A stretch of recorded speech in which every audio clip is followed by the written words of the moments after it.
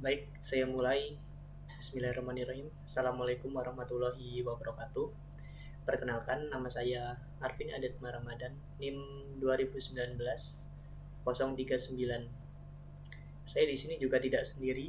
Saya ditemani oleh teman saya yang bernama Nizar Aditya, yang nanti dia akan memaparkan materinya setelah saya memberikan materi.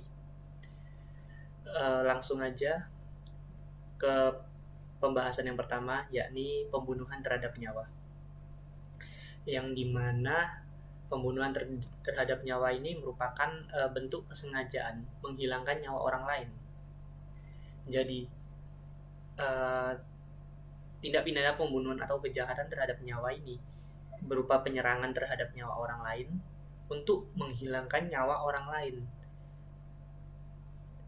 Dan pelaku tersebut harus melakukan sesuatu atau suatu rangkaian tindakan yang berakibat dengan meninggalnya orang lain. Jadi, pembunuhan terhadap nyawa ini konteksnya yang dilihat adalah nyawa orang lain, yakni meninggalnya orang lain, entah itu dengan sengaja atau dengan berencana. Jika nyawa sudah yang diambil, bisa dinamakan pembunuhan, seperti itu. Terus juga pembunuhan oleh ibu terhadap bayinya pada saat atau tidak lama setelah dilahirkan. Ada dua, yakni pembunuhan bayi yang dilakukan tidak dengan berencana atau yang bisa disebut pembunuhan bayi biasa. Di sini masuk pasal 341 KUHP. Terus yang kedua ada pembunuhan bayi yang dilakukan dengan rencana terlebih dahulu. Itu masuk ke pasal 342 KUHP. Yang pertama, pembunuhan bayi yang dilakukan dengan tidak berencana, yang dimuat dalam pasal 341 yang berbunyi seorang ibu yang karena takut akan ketahuan melahirkan bayi pada saat bayi dilahirkan atau tidak lama kemudian dengan sengaja menghilangkan nyawa anaknya, dipidana karena membunuh bayinya sendiri dengan pidana penjara paling lama 7 tahun penjara. Di sini ada unsur-unsurnya. Unsur-unsur pembunuhan bayi yang dilakukan tidak dengan berencana. Yang pertama ada unsur objektif yang terdiri dari yang pertama, petindaknya itu seorang ibu itu sendiri. Yang kedua, perbuatannya menghilangkan nyawa orang lain. Yang ketiga, objeknya adalah nyawa bayinya itu sendiri. Keempat, ada waktunya. Waktunya ada dua, pada saat bayi dilahirkan dan tidak lama setelah bayi dilahirkan. Kelima, motifnya karena takut diketahui melahirkan. Unsur objektifnya adalah dengan cara sengaja membunuh nyawa bayinya sendiri.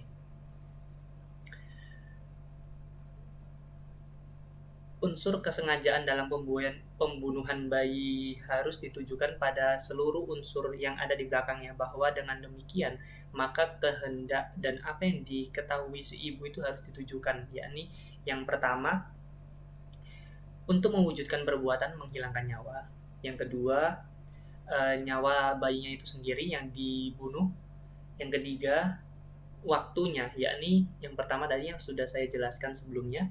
Yang pertama ketika bayi sedang dilahirkan, yang kedua tidak lama setelah bayi dilahirkan. Jadi di sini arti kesengajaan bahwa si ibu itu menghendaki mewujudkan perbuatan menghilangkan nyawa dan mengetahui perbuatan itu dapat menimbulkan akibat kematian si nyawa bayi tersebut, yang diketahui bahwa perbuatan itu dilakukan terhadap bayinya sendiri. Yang diketahuinya perbuatan mana dilakukan pada saat dilahirkan atau tidak lama setelah bayi itu dilahirkan, seperti itu. Terus yang kedua tadi ada pembunuhan bayi yang dilakukan dengan rencana terlebih dahulu. yang dimuat di dalam pasal 342 KUHP yang rumusannya adalah seorang ibu yang untuk melaksanakan keputusan kehendak yang telah diambilnya karena takut akan ketahuan bahwa ia akan melahirkan bayi. Pada saat bayi dilahirkan atau tidak lama kemudian dengan sengaja menghilangkan nyawa bayinya itu dipidana karena pembunuhan bayinya sendiri dengan rencana, diancam dengan pidana penjara paling lama 9 tahun kurungan penjara.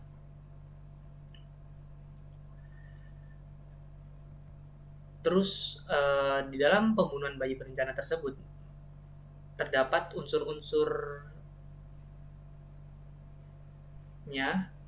Yang pertama, petindaknya itu adalah seorang ibu itu sendiri. Yang kedua, adanya putusan kehendak yang telah diambil sebelumnya. Yang ketiga, perbuatannya menghilangkan nyawa bayi itu sendiri. Yang keempat, objek nyawa ya bayi sendiri. Terus waktunya sama pada saat bayi dilahirkan dan tidak lama setelah bayi dilahirkan. Terus selanjutnya ada pengguguran dan pembunuhan kandungan, yang dimana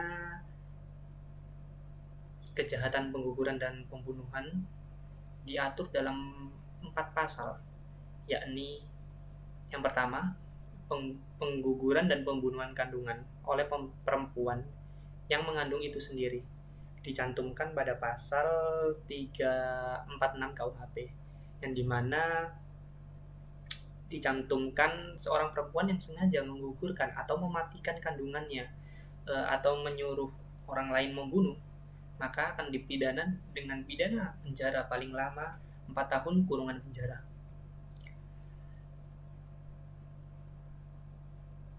Ada juga unsur-unsurnya terkait rumusan tersebut, yakni unsur objektifnya. Yang pertama adalah petindak adalah seorang ibu. Yang kedua, perbuatannya tuh meliputi bisa menggugurkan, mematikan, menyuruh orang lain untuk menggugurkan, menyuruh orang lain untuk mematikan nyawa itu sendiri.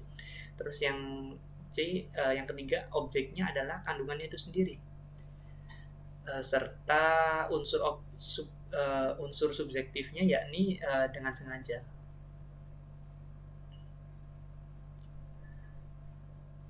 Terus yang kedua tadi, pengguguran dan pembunuhan kandungan tanpa persetujuan perempuan yang mengandung. Jadi di sini dicantumkan pada pasal 347 KUHP yang dimana barang siapa dengan sengaja menggugurkan atau mematikan kandungan seorang perempuan tanpa persetujuannya, maka akan dipidana dengan pidana penjara paling lama 12 tahun penjara. Unsur-unsur dari rumusan tersebut meliputi unsur objektif yang dimana perbuatan menggugurkan dan mematikan nyawa itu sendiri. Yang kedua, objeknya kandungannya seorang perempuan. Terus yang ketiga, tanpa persetujuan perempuan itu. Dan unsur subjektifnya sama dengan sengaja. Jadi dapat disimpulkan bahwa kini adanya persamaan dan perbedaan antara ketentuan dalam pasal 346 KUHP dengan ketentuan pasal 347 KUHP, yang dimana persamaannya di sini adalah pada kedua perbuatan, yakni menggugurkan dan mematikan. Objeknya juga kandungan seorang perempuan itu sendiri, dan perbedaannya jika di dalam pasal 346 KUHP terhadap perbuatan menyuruh orang lain untuk menggugurkan atau mematikan nyawa orang lain. Dan di dalam pasal 347 tidak ada perintah untuk menyuruh mematikan atau menggugurkan nyawa orang lain. Jadi pada pasal 347 itu ada unsur tanpa persetujuan perempuan yang mengandung, petindak dalam pasal 346 adalah perempuan yang mengandung. Sedang petindak menurut pasal 347 KUHP adalah orang lain, bukan perempuan yang mengandung. Terus yang ketiga ada pengguguran dan pembunuhan kandungan atas persetujuan perempuan yang mengandung, pasal 348 KUHP, yang dimana isinya barang siapa dengan sengaja menggugurkan atau mematikan kandungan seorang perempuan dengan persetujuannya dipidana dengan pidana penjara selama-lamanya 5 tahun 6 bulan. Adapun unsur-unsur terkait rumusan tersebut, yang pertama unsur objektifnya perbuatan, yakni menggugurkan dan mematikan. Yang kedua, objeknya adalah kandungan seorang perempuan. Yang ketiga, dengan persetujuan itu sendiri. Terus untuk unsur subjektifnya dengan sengaja. Terus juga perbedaan pokok kejahatan pasal 348 dengan pasal 347 adalah bahwa perbuatan menggugurkan atau mematikan kandungan dalam pasal 348 dilakukan dengan persetujuan perempuan yang mengandung. Terus ada juga pengguguran dan pembunuhan kandungan oleh dokter, bidan atau juru obat, yang dimana dokter, bidan atau juru obat adalah kualitas pribadi yang melekat pada subjek hukum petindak dari kejahatan sebagaimana tercantum pada pasal 349 KUHP, yang isinya jika seorang dokter, bidan atau juru obat membantu melakukan kejahatan berdasarkan pasal 346 ataupun melakukan atau membantu melakukan salah satu kejahatan yang terangkan pada pasal 347 dan 348, maka pidana yang ditentukan dalam pasal itu dapat ditambah sepertiga dan dapat dicabut hak untuk menjalankan pencairan dalam mana kejahatan itu dilakukan. Perbuatan dokter, bidan atau juru obat tersebut dapat berupa perbuatan, yakni yang pertama melakukan, dan yang kedua adalah membantu melakukan. Terus yang terakhir ada kejahatan terhadap nyawa yang dilakukan karena kelalaian itu sendiri. Kejahatan terhadap nyawa yang dilakukan karena kelalaian adalah kejahatan yang dirumuskan pada pasal 359 KUHP yang menyatakan bahwa barang siapa yang melakukan karena kesalahannya menyebabkan orang lain mati, dipidana kurungan paling lama 1 tahun penjara. Dan unsur-unsurnya dari rumusan tersebut, yang pertama ada unsur kelalaian, yang pertama, yang kedua ada adanya wujud perbuatan tertentu, yang ketiga akibat kematian orang lain, yang keempat adanya hubungan kausa antara wujud perbuatan dengan akibat kematian orang lain. Jadi perbedaan antara pasal 359 KUHP dengan pasal 338 KUHP, yakni pada pembunuhan pasal 359 KUHP ini adalah kesalahan dalam bentuk kurang hati-hati, sedangkan kesalahan dalam pembunuhan itu adalah kesengajaan. Itu saja yang bisa saya sampaikan, kurang lebihnya mohon maaf. Setelah ini akan dilanjutkan oleh teman saya mengenai kejahatan terhadap tubuh. Terima kasih. Assalamualaikum warahmatullahi wabarakatuh. Bismillahirrahmanirrahim. Assalamualaikum warahmatullahi wabarakatuh. Pertama-tama perkenalkan, nama saya Muhammad Nizar Aditya, NIM 2019-018. Saya dari Universitas Muhammadiyah Malang, Fakultas Hukum. Saya di sini akan menyampaikan substansi tentang kejahatan terhadap tubuh seperti hanya tercantum pada Kitab Undang-Undang Hukum Pidana. Lalu yang selanjutnya adalah saya akan menjelaskan secara singkat tentang apa saja jenis dan unsur tindak pidana terhadap tubuh. Lalu yang selanjutnya adalah jenis-jenis tindak pidana terhadap tubuh.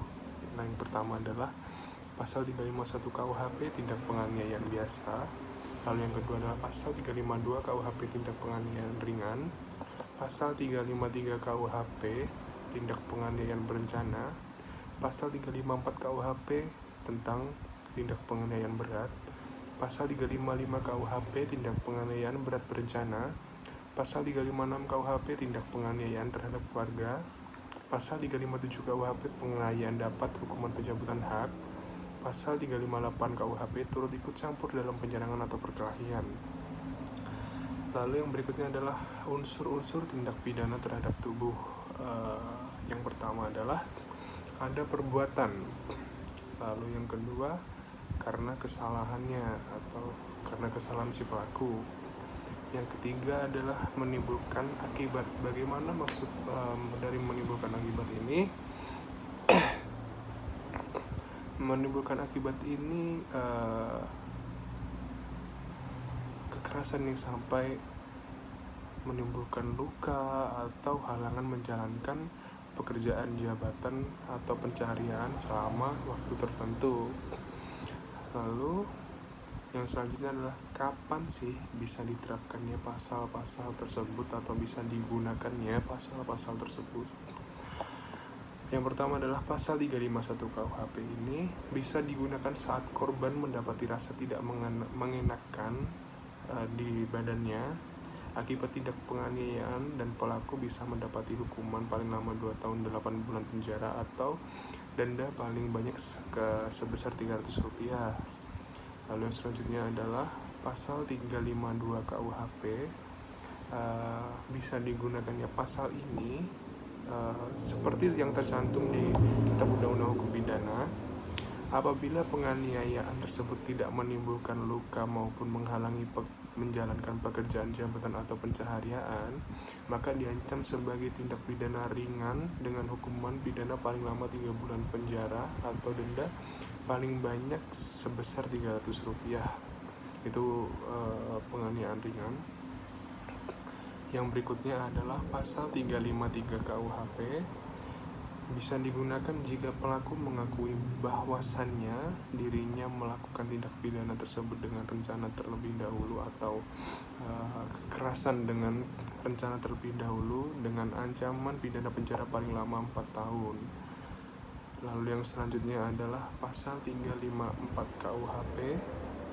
Bisa digunakannya pasal ini saat korban mendapati luka yang menimbulkan penyakit di tubuhnya atau korban tidak bisa bekerja dan pelaku akan diancam dengan pidana penjara paling lama selama 8 tahun.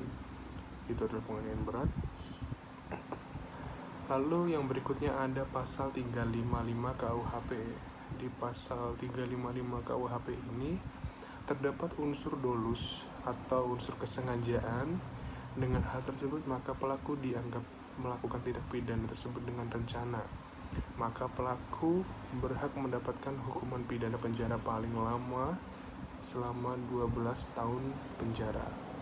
Lalu yang selanjutnya adalah pasal 356 KUHP. Bisa digunakan saat salah satu anggota keluarga mendapati kekerasan dalam rumah tangga atau mendapati luka yang diakibatkan oleh kekerasan yang dilakukan oleh anggota keluarganya sendiri. Lalu yang terakhir adalah pasal 358 KUHP.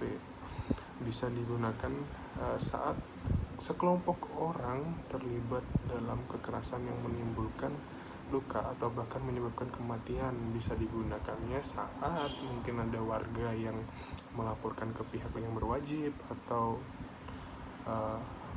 pihak yang berwajib ini sudah mendengar bahwasannya ada perkelahian sekelompok orang seperti itu. Nah, yang selanjutnya adalah saya akan memberi contoh dari masing-masing pasal. Yang pertama ada pasal 351 KUHP. Ini adalah penganiayaan biasa. Contohnya ini adalah yang paling basic, perkelahian biasa atau bullying lah ya ininya kita biasa menyebutnya. Biasanya terjadi di lingkup sekitar sekolah atau mungkin di pertemanan atau mungkin ya seperti itulah. Ini penganiayaan biasa ini tidak sampai menimbulkan luka atau mungkin hanya memar, itu bisa dikenakan pasal ini, yaitu pasal 351 KUHP dengan ancaman paling lama 2 tahun penjara, 2 tahun 8 bulan, mohon maaf, 2 tahun 8 bulan penjara atau denda paling banyak sebesar Rp300. Lalu yang kedua adalah pasal 352 KUHP, yaitu penganiayaan ringan. Penganiayaan ringan ini sedikit sama dengan 351 KUHP, namun ini tergantung oleh si korbannya. Jika si korban ini mendapati luka dari akibat yang disebabkan oleh pelaku, itu bisa dikenakan pasal 351 KUHP dengan ancaman pidana penjara paling lama 2 tahun 8 bulan. Namun jika tidak menimbulkan luka, namun ada bukti konkret yang bisa membuktikan bahwasanya dirinya sudah mendapati kekerasan, atau maksudnya dirinya mendapati kekerasan dari pihak tertentu namun tidak menyebabkan luka, itu bisa dipidana paling lama 3 bulan penjara atau denda paling banyak sebesar Rp300. Lalu yang berikutnya ada pasal 353 KUHP. Ini adalah penganiayaan berencana. Misalnya kita beri contoh dendam pribadi, karena kita beri contoh si A ini mengejek si B tidak terima namun tidak langsung mengungkapkannya. Lalu si B ini pada keesokan harinya, dia karena dirinya masih merasa marah dan berencana untuk entah itu meninju si A, pokoknya melakukan kekerasan si A. Nah, ini bisa dikenakan pasal 353 KUHP jika si B ini melakukan hal tersebut, melakukan kekerasan tersebut. Jika dia berencana namun tidak melakukannya, misalnya saya nggak terima nih, masih nggak terima, tapi dirinya tidak melakukannya, misalnya kayak melakukan kekerasan terhadap si A, nah ini tidak bisa dikenakan pasal tersebut. Namun jika si B ini sudah melakukan kekerasan terhadap si A, itu bisa dikenakan pasal 353 KUHP ini dengan ancaman pidana penjara paling lama 4 tahun penjara. Lalu yang selanjutnya ada pasal 354 KUHP. Ini penganiayaan berat.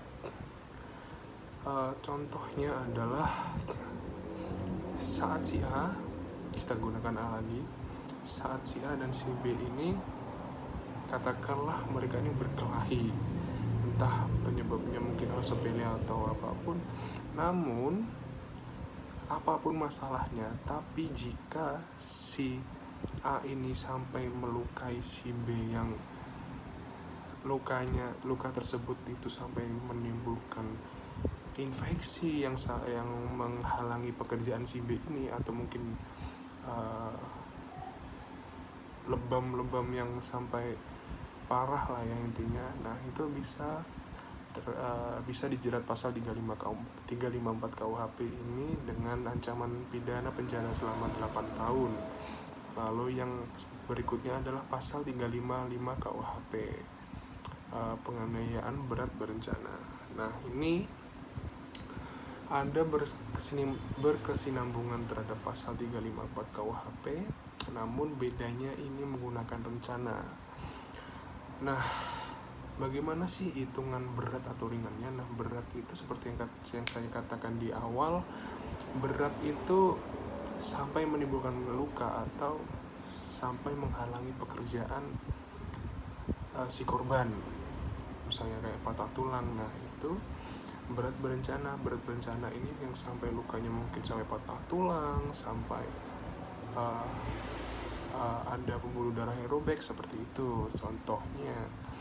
Lalu yang pasal 356 KUHP ini contohnya adalah simple ya, KDRT. Misalnya si bapak ini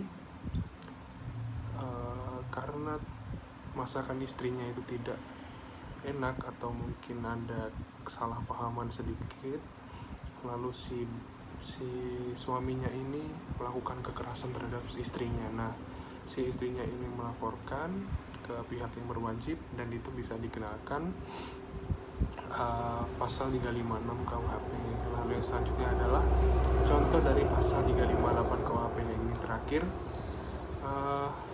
bisa digunakan ini saat sekelompok orang terlibat dalam kekerasan. Nah, seperti contohnya adalah biasa kita temui di kota-kota besar, di kota Jakarta khususnya, seperti tawuran antar pelajar atau ya tawuran antar pelajar.